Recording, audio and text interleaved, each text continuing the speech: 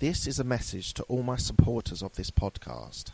I'm introducing a new supporters program. You can contribute a small amount as a one-off payment to show your love for this podcast. Thank you in advance for all your contributions.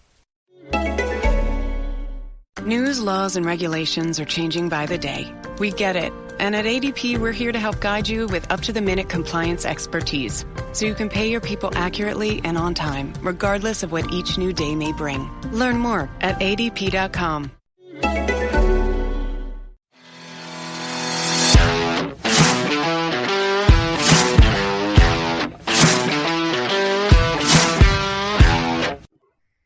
This is the Absolute Business Mindset podcast, created and hosted by Mark Hayward. I'm a corporate employee with an entrepreneurial mindset. This podcast will help and support you with new ideas about business. These are my thoughts, ideas, and comments. Today I'm talking to Jennifer Peake about her career in the finance industry, all the way from an auditor through to her current business, which is the Peake Advisory Group. Hello, Jennifer. How are you? I'm well. How are you? Very well, thank you. How are you coping in this new normal of COVID-19? This new normal, yeah. So far, so good. It's starting to be springtime here. Right. So I'm in the middle of the United States, and that does wonders for you. Yeah. Just to be able to get outside. Yeah. So in London, so I'm based in London, and we are pretty much quarantined into our houses. I've found having a garden has been exceptionally useful, especially for me and the kids. But yeah, we're all just trying to work out when we go back to, well, I'm still working as well, but when we go back to the office, when we go back to, as I said, the new normal, I think things are actually going to change in business as well. So, but you predominantly work from home or I do. So I haven't been as impacted by the change in location as I think a lot of folks who typically go to the office every day have been. I do have an office space, but it's a very small one. So it hasn't really been that disruptive for me, right, in terms of that. And your business, has it been affected by transactions or business on your? It has shifted. That is probably the best way to put it. A lot of our work had been focused on a certain type of activity, and with the economic changes and it's almost like a pause is probably the best way that I would describe it. Yeah. We've really refocused a couple of things on, for none of my clients, well, only one of my clients actually had to close. Okay. All of the rest of my clients were considered essential businesses. And so they've continued, but they've had to adjust a little bit. Yeah. So, in a lot of cases, we moved from a growth strategy to a how do we pause and pick that back up strategy. Yeah. So it's been very interesting.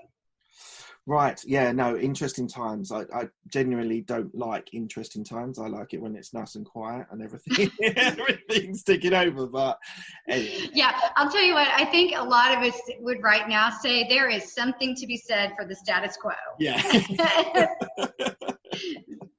Absolutely. All right. So let's, as I do with all my podcasts, let's go back to your origin story, which is a finance and accounting at Central Missouri University. So tell me a little bit about that. Sure. So I went straight to university when I graduated from high school, and originally was going to major in English and become a lawyer. Right. And my daughter to this day is really unhappy that I didn't do that, because I guess she thinks it would be cooler if I were a lawyer.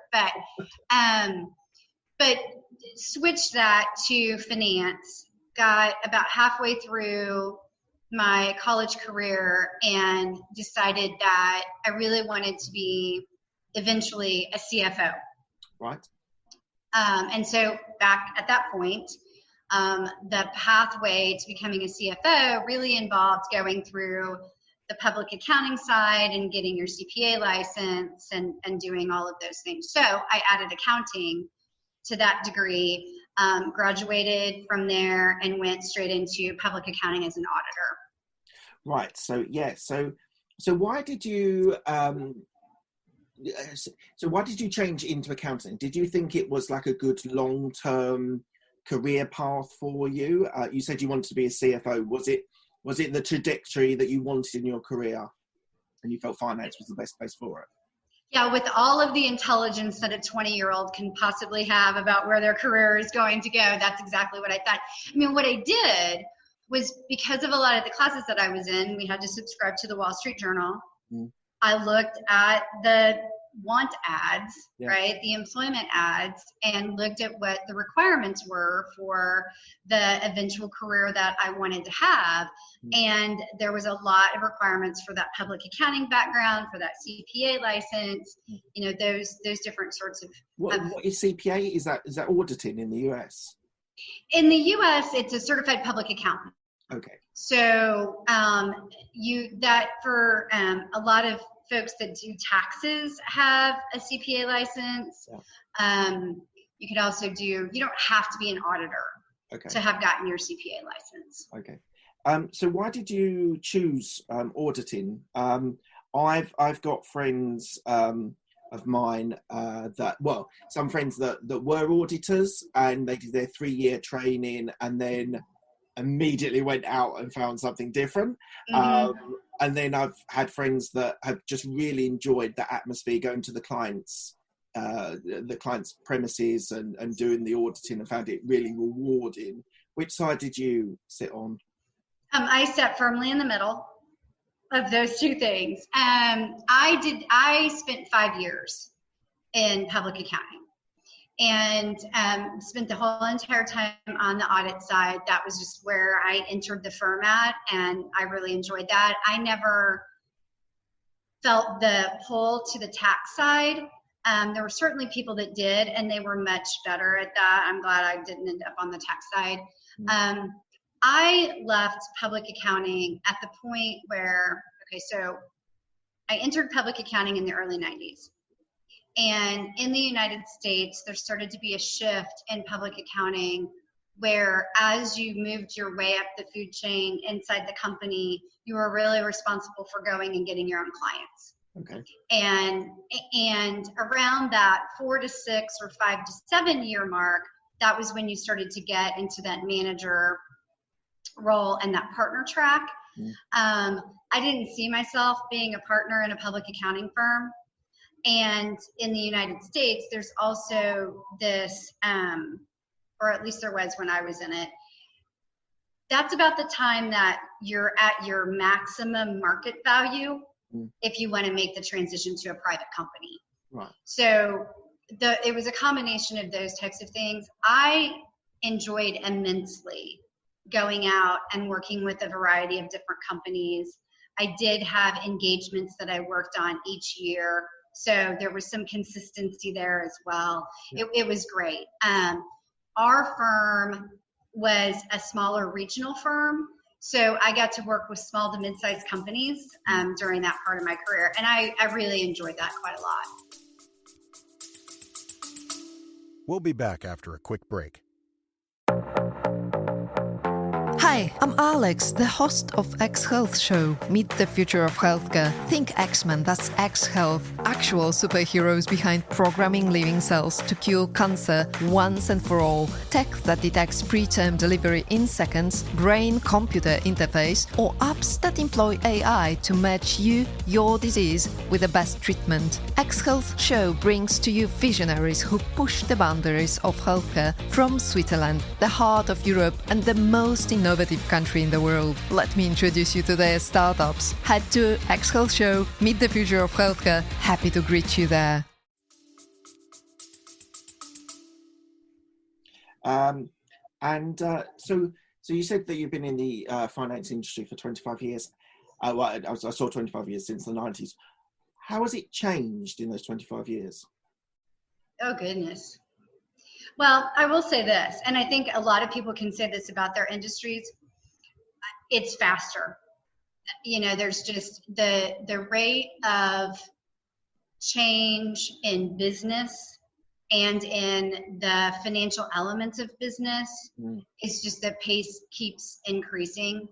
I think you see a lot of alternative structures and competition. Yeah. And so that also puts pressure on companies. Yeah. There's disruptors in your yes. industry as well. Yep. So like for the UK, we've had online banks, things like in the UK is Starling and Monzo, which have really changed the way banking is for a lot of people, and a lot of it's now done on an app, which has made the banking industry in the UK go everything to an app.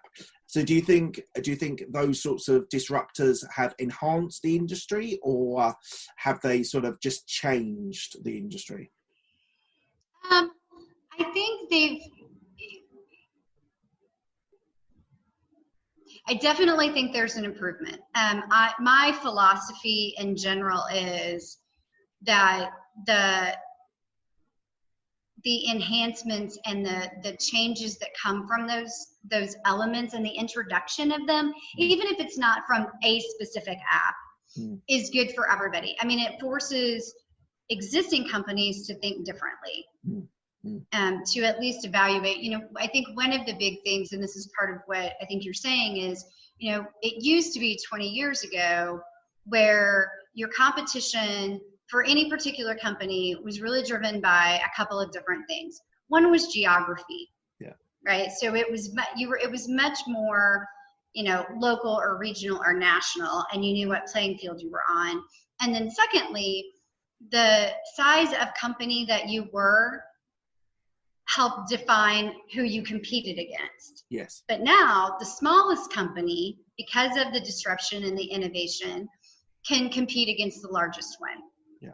And I think there are, a lot of benefits. They probably don't see it that way, but a lot of benefits to larger companies by having these smaller disruptors. And not to move too far forward in our conversation, but some of those larger companies have used those smaller companies through acquisition as a way to improve their own innovation. Yeah. Right? Instead of trying to build that inside their bureaucracy, they let that happen outside of their company, and then they can decide to acquire it if they want to do that.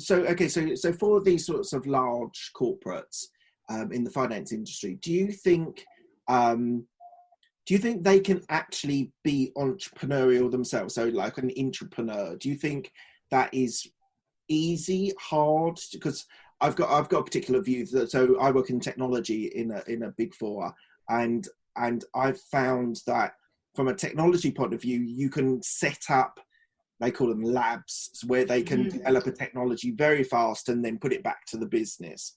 Do you think large companies in the finance industry can move as fast in that sort of setting, or do you still think it's like changing the direction of a company is very slow and gradual, and it takes a long time for a large company?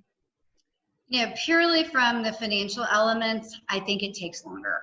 And there's a couple of reasons for that. Certainly one of them is regulation. Yeah. And, there's just inherent limitations to what you're going to be able to do and how fast you're going to be able to do it, because there's a fair amount of overhead and requirements as is related to that. The second thing I think is that when you're talking about financial elements, it's more of an esoteric exercise than it is building a new application or something that can be held in your hands. And that requires a different way of thinking.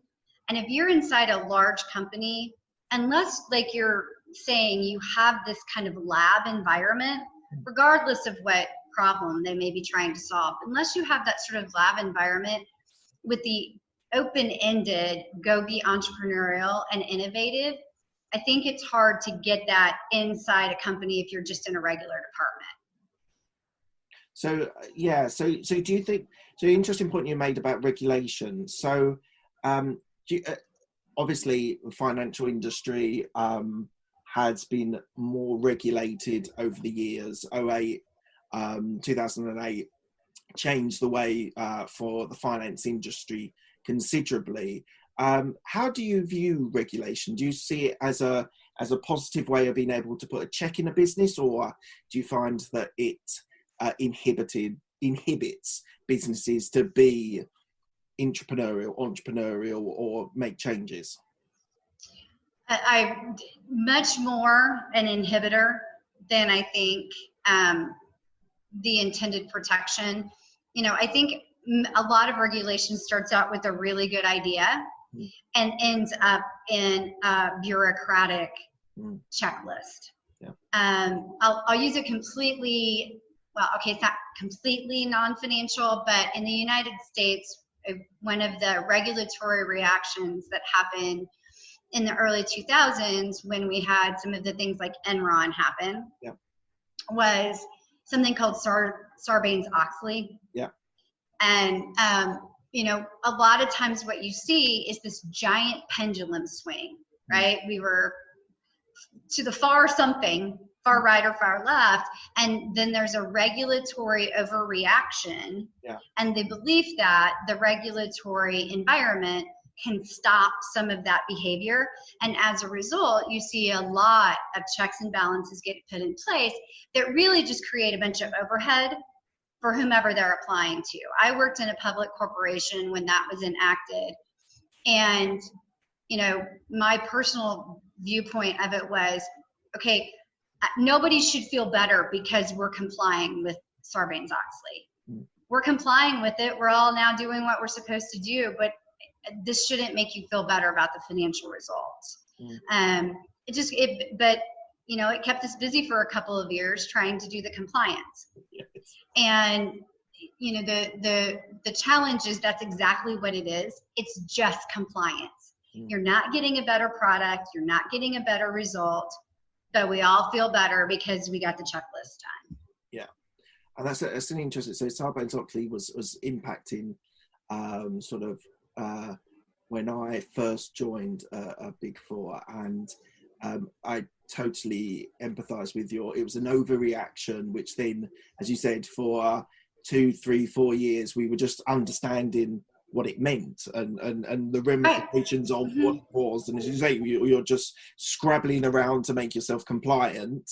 So yeah, I get that. And I think when things are very good, and unfortunately this is the finance industry, it does happen in other industries, but when things are good, people start taking risks that probably you shouldn't take, let's say. I'm non-judgmental as much as I can be, but and what you find when there's a contraction or there's a change, people do move to, let's regulate, let's stop people from doing X. But it's never stopped any accountancy firm finding the next loophole. That's right. Because there's always a loophole that you find after some regulation's been made in. So I find it a slightly, I think government, you hit the nail on the head for me. You said they start with the right intentions, but they end up getting you to do a checklist, and then the clever guys in your business are just trying to find the next loophole to move on to. So just on the auditing. So from an auditing perspective, how do you think that impacted your peak advisory group? We're going to go into it a little bit more detail about your transaction size, but do you think that impacted the business that you created? Yeah, definitely. It definitely did. And, I came out of public accounting and I went into a large company and in the accounting and finance element. And so then I was on the other side of the table from the auditors. So I got to continue working with auditors for all of those years. There's a couple of ways that has impacted the firm that I founded. One of the services that we provide is due diligence services, and that is a little bit like auditing. Yeah. And it definitely comes into play there, but it also helps me understand any accountant's reports that I read. Right. So I know the context in which those have been prepared. I understand what they've looked at. I understand what they haven't looked at, and really can utilize those in the other work that we do. Yeah. So that we have some assurance about what's already been reviewed, and then we know where to focus our value-added efforts. So that helps really quite a lot from that perspective. The other thing from a mergers and acquisitions standpoint that we look at is related to business value and what some of the risks are in the control structure. So, from an auditing perspective, one of the first things that you do is you assess the control structure or lack thereof, and that helps you understand what the other risks are in the operations or in the financial results, and we can bring those elements into our valuation process in terms of company-specific risk factors and variability analysis and the other components of valuation. So from a transaction acquisition point of view, which side do you sit, or do you sit on both sides? Do you sit on the seller's side? Do you sit on the purchasing side, or do you do both? We do both. Not for the same transaction, but we do both. Of course. Right. Okay. And what would you say? So if we take an acquisition that do you deal just with SMEs now, or do you deal with Fortune 500? We deal almost exclusively with SMBs. Okay. So from an acquisition point of view, so you're going to do your due diligence on who you're going to purchase, who they're going to buy, but try and break it down for me, because I find it interesting to think of, is there a sort of, I'm going to say checklist, which is probably the wrong way to describe it. Is there a sort of process for actually acquiring a company, and what you look for, what you report on, what your due diligence says? Just talk a little bit more about the sort of acquisition process. Sure. So, there's a fair amount of times that we get involved in the acquisition process when somebody has already identified their target company, and in I would say at least 50% of the cases have a letter of intent, because that's when they want to engage us. Now, the other 50% of the time, we're involved with somebody who's looking to purchase a company, and they want to understand what they should be looking for. We help them sort of evaluate what kind of the purchase price should be, and help them come up with that so that they can structure their offer. And what we're looking for, a couple of things. Financially, we're looking for sustained execution at the revenue level, at the profit level. We're looking for seasonality or a lack of seasonality, and most businesses have some sort of seasonality to them. And particularly we work a lot with businesses that have some sort of construction flavor to them. Okay. So it just depends on what type of construction company it is, whether it's better in the summer or not, as the case may be. And then, the biggest reason on the buy side that seasonality is important is because of cash flow. So the vast majority of our buyers, and I can think of maybe 5% exception to this. So when I say vast majority, I mean that, are financing the transaction.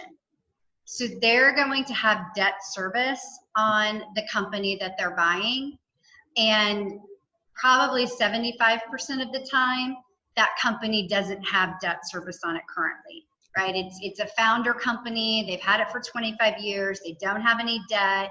Right. And so on the other side of the transaction, that company is now going to have to be funding a debt payment that it wasn't funding before. So that seasonality in terms of cash flow, if you don't have debt that you have to cover, doesn't necessarily matter as much. Whereas if you now have this debt payment on your couple of $1 million worth of debt related to your acquisition, you need to be assured that you're going to be able to cover that. And not only do you as the new owner want to know that, your bank wants to know that too, right? That's going to be part of the process to get it approved. The other reason, and this is related to that seasonality is important, is because of working capital requirements. So depending upon when your transaction may close, the new owner is going to have to figure out how to get that initial working capital into the business. And it can come from the old owner, it could come from the new owner's personal equity contribution, it could come from part of the acquisition loan. But that's one of those key areas where a lot of new owners don't really, it's often overlooked. That's probably the best way for me to say it. It's something that's often overlooked. They think they just need to get the money to buy the company, and that somehow it'll magically be there for them to make their rent payment the first month. So the company that you're acquiring needs to have the cash flow to be able to service the loan or the debt that you've come across to be able to purchase the company. That's correct. And you said sometimes that isn't the case, or the buyer doesn't really take that into consideration enough. I assume that's part of your service that you're educating. It is. It's definitely part of what we do. It's even something that we look at when we are helping sellers and they're trying to determine their sale price.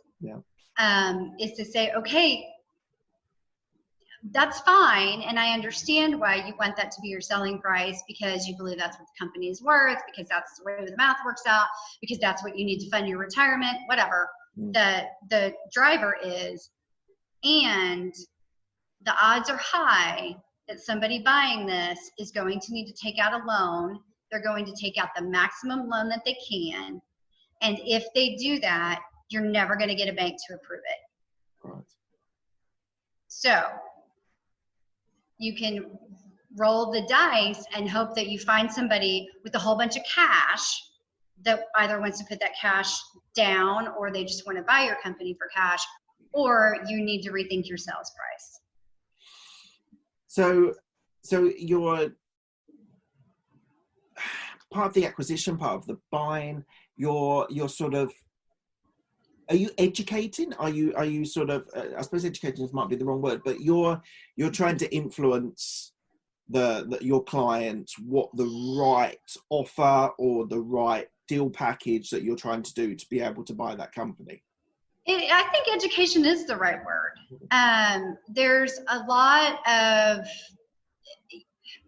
in the SMB space, a lot of what happens is somebody decides they want to sell their company, and they've gotten a cold call from an investment banking company or from a business broker, and they're assured that they can sell their company for what they want to get out of it. And I have a whole list of people who have expressed interest in buying a company, right? So they feel like it's a fairly easy solution.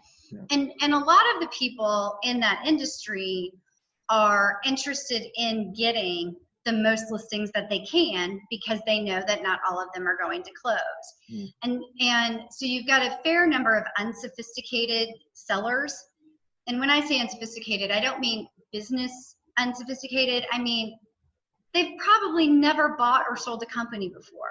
So they just don't really understand how the process works. And there's a tendency to think that selling a company is like selling a house or selling their product. And it's a completely different process. And so there's a fair amount of education that goes on just about, here's how the process works, here's what you should expect, and it's going to wear you out. And so from a seller's point of view, have you advised to sell at a lower price because you think the company, after being acquired, would be more sustainable? So I'd imagine you could say you might get top dollar, you might get top price, but actually they're servicing a huge loan to be able to buy your company. If you reduced your price, you have, because if these are founders, if these are people or family run businesses, they want their company to last. They don't just want it to default and fail. So have you ever given them advice to perhaps lower the selling price to make it a sustainable business? Yes, and it's really about, and we have, and it's the balance of the financing element that I talked about, and then also making sure that there's still, kind of that reserve element, right? When you get to the bottom, you don't want it to be zero. You want there to be some excess cash for variability. Because for everything that we can see and that we can estimate, there's stuff that you just don't know. It's sort of like it's for any business owner that has ever sat down and for any person who has ever sat down and done a budget at the beginning of the year, and it looks fantastic on paper. Yeah. Right? Excel can look magnificent. The numbers. It looks fantastic. I've looked at all of the things that I've thought about, right? And it never works out the way that you have it on paper, whether that's timing, whether that's it was slightly, you didn't sell as much as you thought, it cost more than you thought it was going to, whatever those different variables are. And, so you want to make sure that you put some cushion in there. Yeah. Just so you don't, the last thing that any new business owner needs is to get 3 months into having their new company and figure out that they're out of cash. Yeah. So I can sort of, I can understand that. So at the moment I'm investing some of my money into properties, and I've serviced a loan to be able to purchase new properties.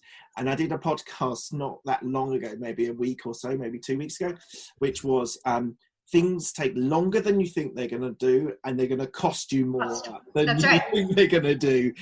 And so I can totally understand that, because these properties, they looked total settled. I'd done the research. I'd done everything that I thought was right. I got the right people in place, very much like an acquisition in a business.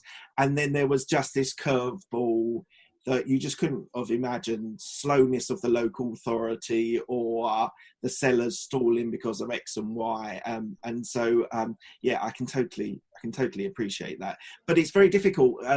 I sort of was, I suppose, a little bit prepared for that. Some of these guys that I'm assuming that, as you say, have never sold a business before, they don't see that as part of the package. They just see what are people going to buy that company for, and what am I going to draw out of that, and sort of timelines. I'd imagine timelines are a nightmare for those sorts of things as well.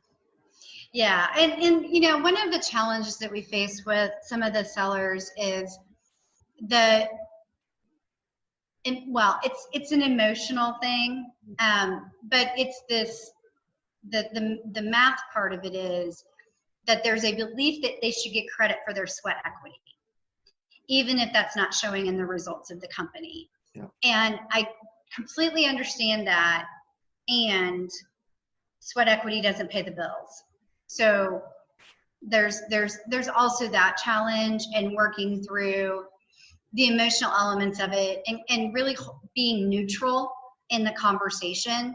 I can understand what their perspective is, and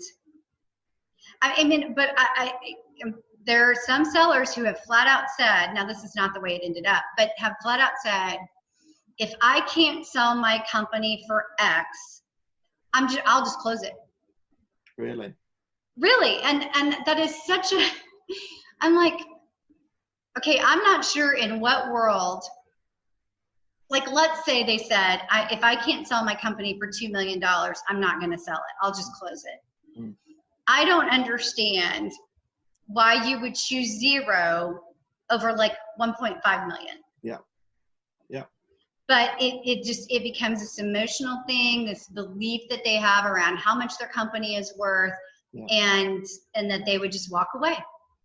Yeah, it makes absolutely no sense to me, because I approach my business in a pragmatic way. Whether these guys are, I assume most of them are men.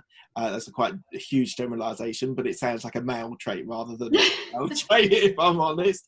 But a lot of these guys, they want to be able to tell their mates, I sold it for 2 million. Well, I'm certain, yes, there's all sorts of ego elements to it. Yeah. That's definitely true. Right, so let's come back a little bit back to you. So I'm going to jump around a little bit. So you then did an MBA. Why did you think an MBA would add to your career? So there's a couple of things. The first thing was when I graduated with my undergrad, I said I was going to. Okay. And I knew I wasn't going to do it immediately because I also knew that my very first thing that I did after I got out of college, and it was a requirement. I mean, I was in public accounting. I needed to pass the CPA exam. So I was more interested in studying for that and being focused on that. But I chose the MBA path, and I got my MBA about 5 years after, well, I started my MBA 5 years after I got my undergrad degree. So I was in industry at the point that I went back and got my MBA. For me, I chose it because I already had public accounting experience. I had a certified public accountant designation. All of my experience, even in corporate, was going to be in the accounting space, and I wanted to have more of a rounded out education. So I went back and got my MBA through an executive program, and nights and weekends sort of thing after I was already in industry. Yeah. By doing that, not only did I think I rounded out my existing education and professional experience, it also changed what I focused on, because I knew what gaps I had in my education and experience to date. So I think I made a different set of decisions around what was inside of my master's degree as a result of doing it later. Yeah, I've not done an MBA, but I've got friends who have, and a lot of them that have made the most of it are actually people that actually have experience as well as education, and they've said that people that they've met on their courses and things said that people with maybe 5-10 years worth of experience that go back and do an MBA get more out of it. Mm-hmm. Probably because when you're 21, 22 and you try and do an MBA, you've got no experience, you've got nothing to sort of compare it to. And I think that's one of the problems with education, definitely in the UK, maybe in the US, that the education system is there to build you to be able to pass a test. Mm-hmm. And it's not always relevant to an industry or a vocation or a job or a career. So do you think that helped you doing your MBA 5 years after? It did. And, the people that were in the program with me had experience. There wasn't really, kids, right? There weren't really the younger 20s, there was very few people. In fact, I don't know if I can remember any of them that had rolled straight out of their undergrad into the MBA program that I was in. Right. And my classes included people that had 20 years of experience. It included a gentleman that had just bought a business, that was a really well-run business. And I think that added a lot to the discussions that you had in class. Yeah. It really changed everything from being highly theoretical to actually, you could apply that. Yeah. And I think it made a huge difference. What was the most relevant part of your MBA, do you think? What area sort of inspired you for future growth and future development? The program that I was in did a really good job of balancing the instructors between people who were college instructors and people who had gone out and done the thing. And so that made a huge difference. I think, it was still another 10 years, is that right? Yeah, 10 years between when I finished my MBA and when I left my corporate job. But there was a lot of inspiration that came through that in terms of what you could do inside a company as well as on your own. So for me, I think that the program, there was two things about the program. One was it was smaller. It was a smaller university here in Kansas City. Yeah. So the class size was smaller. I think that made a big difference. We weren't in these giant auditorium classes. And so there was truly a lot more discussion within the class and with the instructor. And then the second thing was that it was a good balance between what I'll call that real world information as combined with the academics. The last semester of my program was a 9-hour seminar, and we went all day every Saturday. Wow. And so it was really in-depth and focused and hands-on, and a lot of different elements like that. And I think that makes a big difference. I actually had started my master's at a larger university that had the auditorium classes. And I just really, it was very much a, here, learn statistics, pass the statistics test. Yeah. So let's just jump to, so you said you left your corporate job 10 years after your MBA. So why did you leave the corporate job to set up your own business? There was a couple of things. Professionally, I had really reached as far as I think I wanted to go in corporate. If I was going to stay in corporate, I would have stayed at the company that I was at. And I didn't see a lot of development opportunities there. I had reached the end of a 5-year project. Yeah. And as a result of working on that 5-year project, had delegated a lot of my ongoing responsibilities to the people that reported to me, and I didn't want that stuff back. And 2, I didn't really think it was fair from their career path to kind of take that step back. And so it was a very natural conclusion from that perspective. I certainly could have stayed, could have done whatever I wanted to. It just felt like the timing on the professional side was good. And then there were some personal things too. At the time that I left corporate, my husband had just taken a global position, so he was going to be traveling a lot. My children were reaching a middle school age where they weren't going to have the same sort of daycare framework that they had before. So there was just a lot more home management stuff that needed to happen, and it kind of all came together at the same time. What was it like handing in your notice? Was it a relief, or was it a relief, or was it so funny? Yeah, so funny. Well, I tried to get a package for like 3 years, and I couldn't get a package. And what I mean by that is that we went through layoffs every year, and I tried to get severance, right? I couldn't get severance. I'm like, so it's so funny because I gave my notice like in December, and we finally get to March because I had a hard stop. We were relocating for 2 months of the summer.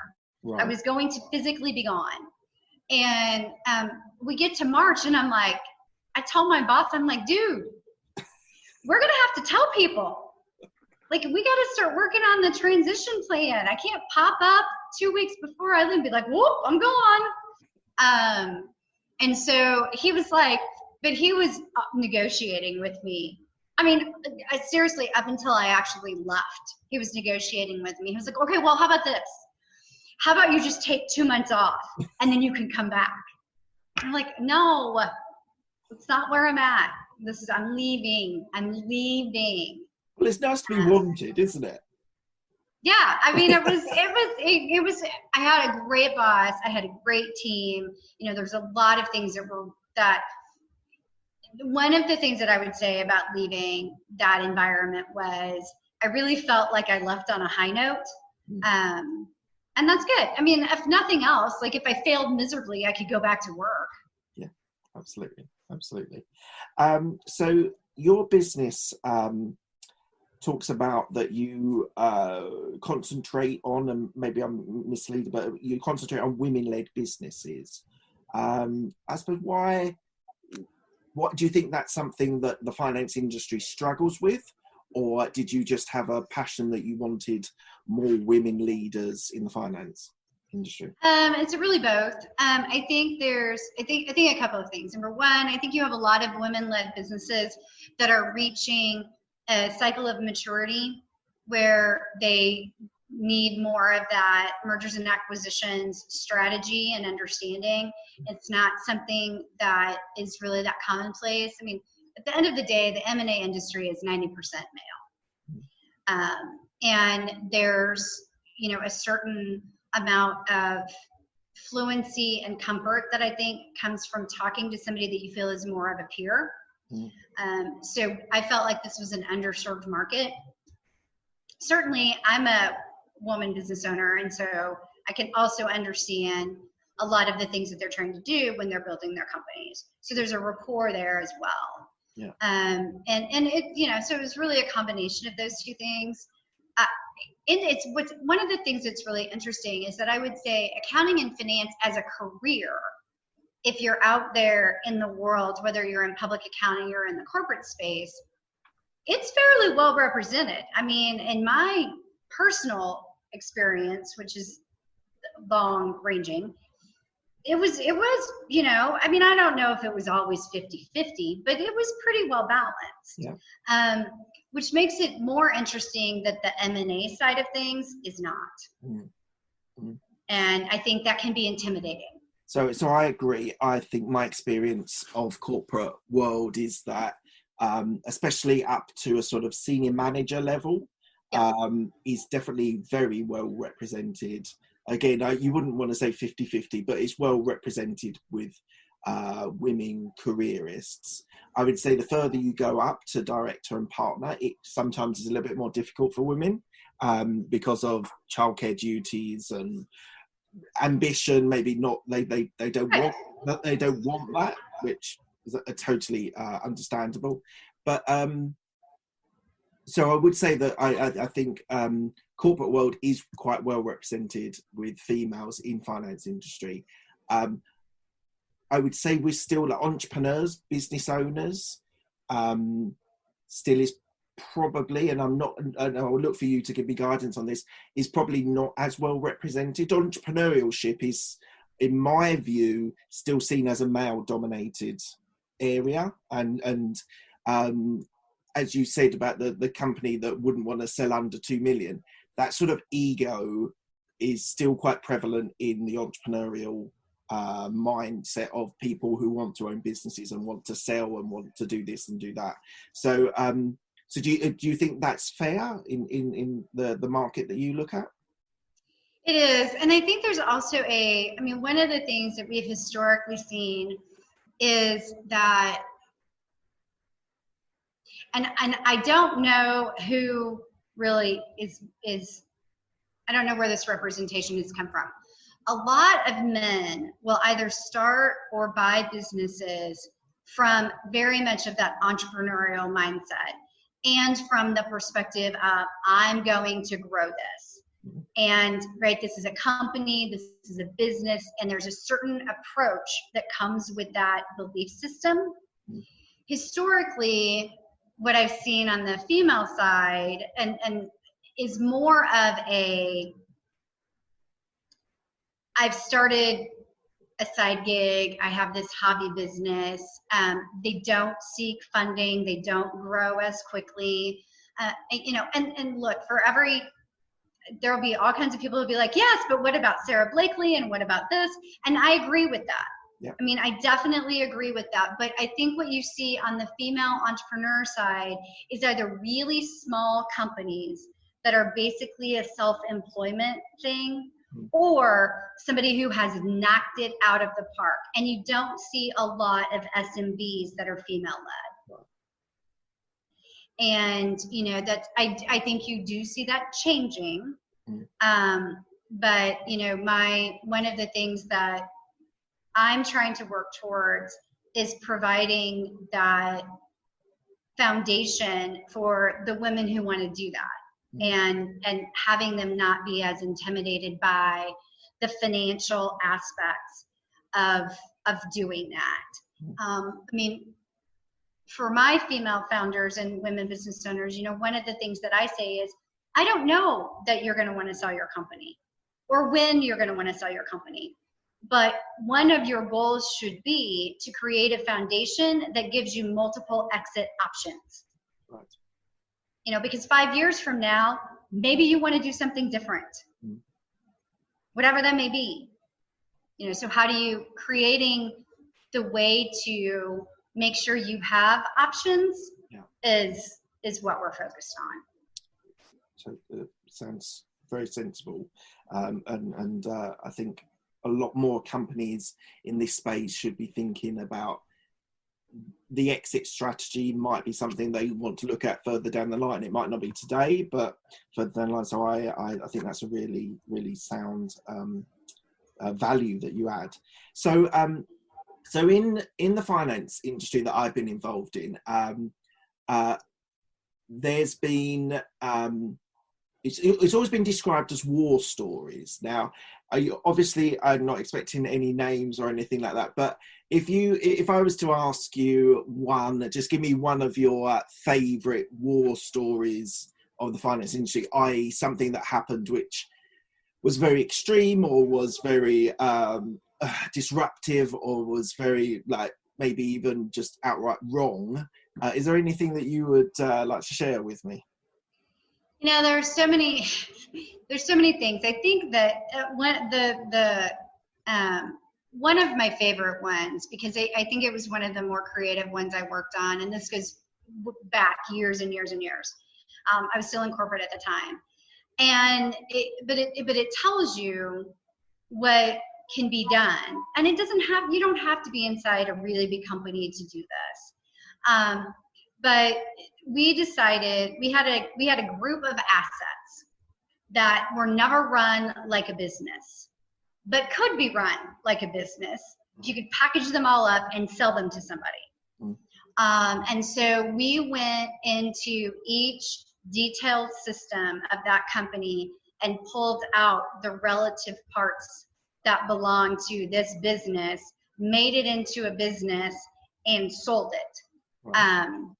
And it was just, you know, some of it was right place, right time. There was definitely an opportunity in the marketplace for that to happen, you know. But I think one of the things that points out, and it was something that came up on a conference call that I had just about a week and a half ago, where there's a company that's considering selling, and they have two very discrete parts of their company. So one of the questions that I asked on the call was, I said, have you thought about breaking it up? And their answer was, no, we hadn't thought about that, but we would consider it. Okay.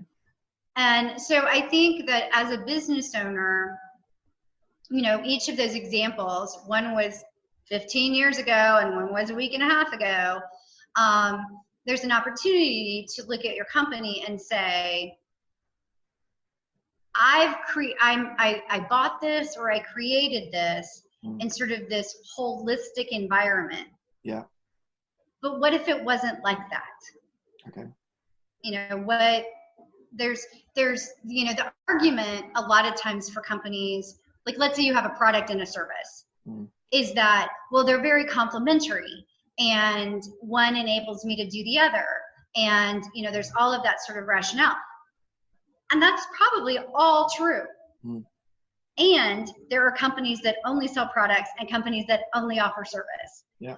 Right. So if you were going to make a different decision because you're forced to, or because you want to, or because, you know what, you don't want to be in the manufacturing space anymore, you just want to do service, and you've identified these 5 other ways that you can do service, well, you don't have to end everything, right? You can really just get creative and reposition yourself and maybe spin off the product side to somebody who has no desire to do service ever in their entire life.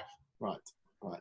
And I think that's very, very true. In my area of corporate, it's very much service driven, and it's very much producing analysis and producing software and etc. And they're different. When you deal with clients and you speak to different clients, there is a difference between the manufacturers and the service providers. And as you say, they can be in the same business and complement each other. But equally, if you're looking for a refresh button, for example, just you could throw ideas off the table, and it could be very much split your business, sell one, spin off the other. I think that's a great idea. Right, we're coming to the end of the interview. I've got 5 questions which I ask everybody that's on my interview. They are quick fire questions, but they don't need a quick fire answer. So okay, good. It doesn't have to be one word answers. Don't worry about that. So what's the best decision that you've made? Of my entire, like, of anything? Yeah, of your career. Of my career. You know, really, I think it probably goes back to the, well, I would say this. It was when I left public accounting. I had made, as we all do, a series of, I've got to have X, Y, and Z, and I'm never going to work for whatever company. Yeah. And when I left public accounting, I went to work for a startup. It was a large startup. It was a well-capitalized startup, but it was a startup nonetheless. And there was a level of energy and education that I don't think you can get any other way. Right. Good. Next question is, what's the best advice you've been given?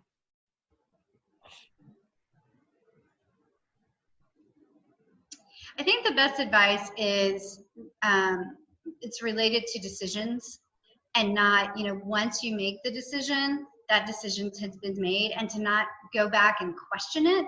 You can make a different decision in the future, but that doesn't, you know, stop, you know, once you make the decision, stick to the decision and move on. That's good. Who's the person that's helped you most in your career? Probably my husband, because he's a very good sounding board. Right. He also works for a large corporate entity, and really, but he's not in finance and accounting. He's in sales. Right. And that, I think, having that different perspective has been, you know, huge. Have you had any regrets? You know, I'm sure, yes. And I think some of it's just necessary. You know,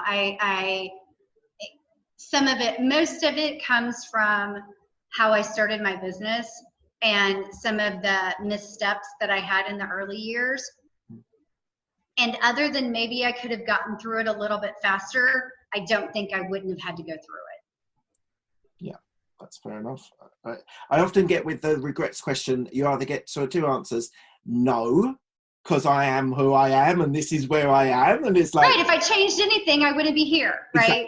Exactly. And I think that's that. I actually do think that when I ask that question, but you also get the reflective. You were more on the reflective side on, well, I could have done it faster, I could have done it better, but equally, you wouldn't be where you are now without those. I'm not saying the missteps, but without those steps, which got you to where you are. So it's a bit of an unfair question, to be honest, because it's kind of asking you to be reflective where. Anyway, and the last question is, what are you most proud of? Ooh, what am I most proud of? Doesn't have to be career if you don't want to. Doesn't have to be career. I mean, I would say I'm very proud of my family and my children. And, you know, related to that is the fact that I've always worked. My husband has a global job. My kids, one's a high school senior, one's in her second year of university. And we're all living together again. And we haven't killed each other yet, so that's good. That's a weird. So, but I think, you know, related to some of the decisions that we've made that were right for us, we have raised some very independent children, and I think the children are actually seeing the benefits of that now, as opposed to the fact that they thought we were demanding. But, you know, and the other thing is I've been in business for 10 years and I'm really proud of that. And I employ people and we provide very good service to the clients that we work with. And I on balance, I'm happy about it all. Excellent. Well, thank you for Jennifer for your time. I really appreciate it. It's been a really fascinating, in-depth discussion about the finance industry, and I'm glad we've had that. I think there's a lot of people, a lot of my listeners, which aren't in finance, and so it should give a really interesting perspective for them. So thank you very much for your time, and I'll speak to you soon. Thank you. One last thing before you go, I am taking on new coaching clients. So if you are interested, go to my website and go to absolutebusinessmindset.com. Go down to the bottom onto contact us and drop me a note. Put in the title that it's for coaching. I've got 13 years worth of corporate experience where I've moved through promotions. I'm really looking for people that are starting their career in the corporate environment, are stalling in their career, or want a fresh perspective or a change in role. I'll be able to help all you guys that are in those sorts of positions, and I'm here to be able to help. So go to absolutebusinessmindset.com, down to the bottom, contact us, and just drop in the subject that you want to help on coaching. Thanks.